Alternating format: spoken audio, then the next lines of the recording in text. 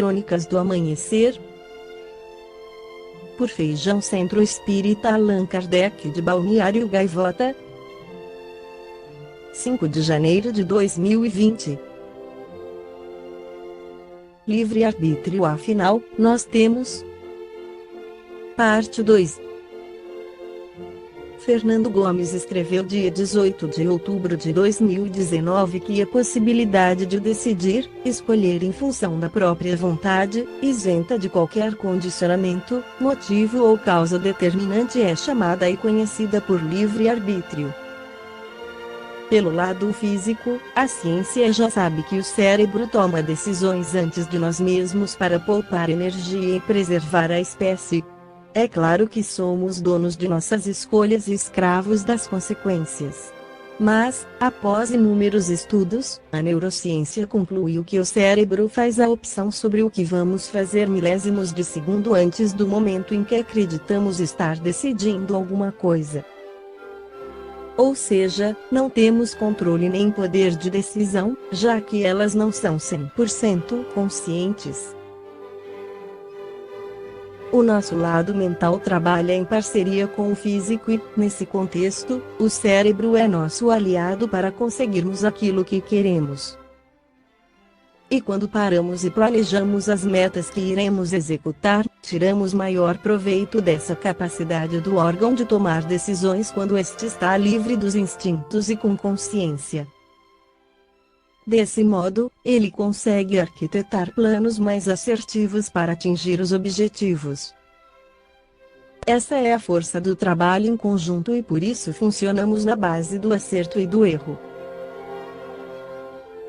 Nossas intuições vão se formando sempre que damos ao cérebro uma grande carga de informações. Desse modo, ele vai se moldando e criando parâmetros para se portar e tomar decisões. É assim que nossas ações vão se tornando parte da nossa liberdade, mesmo estando enraizadas em nossos cérebros. Na crônica anterior esclarecemos sobre o livre-arbítrio, agora vamos esclarecer sobre o cérebro, que segundo Fernando Gomes é quem toma a decisão. No livro Metaneurologia há um cérebro além do cérebro, no Orlando Facuri afirma que antes da teoria heliocêntrica de Copérnico, a Terra era um astro único que ocupava o centro do universo. Antes da teoria da evolução de Charles Darwin, o homem fora criado por Deus para ser o único a desfrutar da razão e dos sentimentos. Hoje temos, ainda, o homem, enquanto ser biológico, como possuidor de um único corpo e uma única personalidade, paradigma que está sendo superado, como foram o geocentrismo e o criacionismo, mas podemos perscrutar nossa multiplicidade.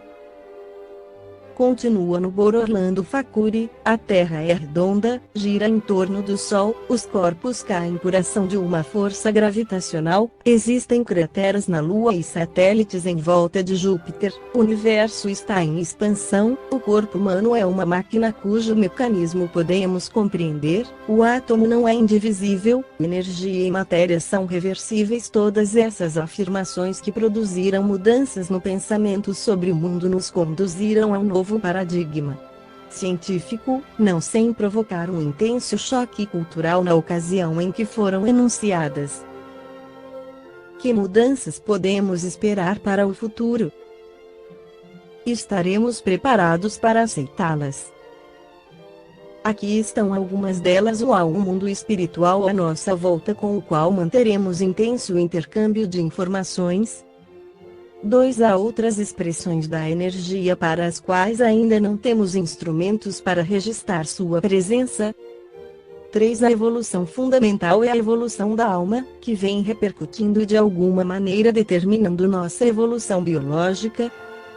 4. Há muito mais experiências ao nível psíquico do que na dimensão material, mas ainda não temos instrumentos que registrem sua ocorrência e intensidade. 5. A causa dos fenômenos psíquicos transcende o mundo físico, são extrafísicas, espirituais. 6. A ciência espiritual deve assumir prioridade sobre a ciência física. 7. As sensações dos 5 sentidos serão ampliadas pelas Experiências espirituais, essas nos permitem perceber a história e o significado de cada objeto. Nosso relógio, além de mostrador das horas, contém nossa história de vida com ele. 8. O corpo físico é limitadíssimo comparado ao corpo espiritual, é este que contém nossa história filogenética em toda a sua extensão. 9. As 4 dimensões físicas serão ampliadas para um universo multidimensional. 10. A personalidade única será substituída pela personalidade múltipla em decorrência de múltiplas vidas ou existências que já tivemos. 11. O conceito dualista cérebro e mente, corpo e alma será complementado para a admissão de 3 elementos: cérebro, corpo mental e mente. Nesse corpo mental estão situados os arquivos definitivos de nossas memórias. Sobre todos eles há o comando do espírito, que é o ser pensante. No item 76 do Livro dos Médiuns, Allan Kardec esclarece: vamos fazer uma comparação.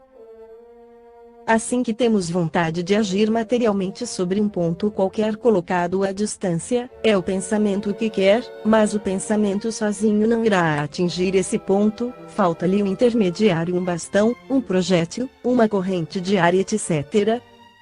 Note que o pensamento não ide diretamente sobre o bastão, porque se não o tocarmos ele não agirá sozinho.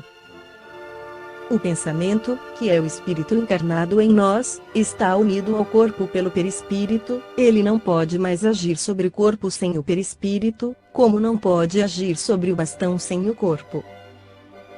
Eide sobre o perispírito porque é a substância com a qual tem mais afinidade. O perispírito eide sobre os músculos seguram o bastão, e o bastão atinge o alvo.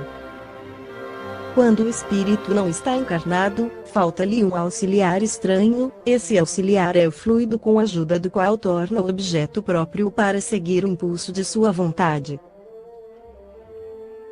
Esta foi a crônica do amanhecer de 5 de janeiro de 2020.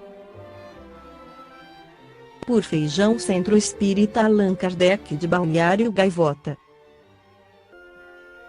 Que a paz esteja com todos.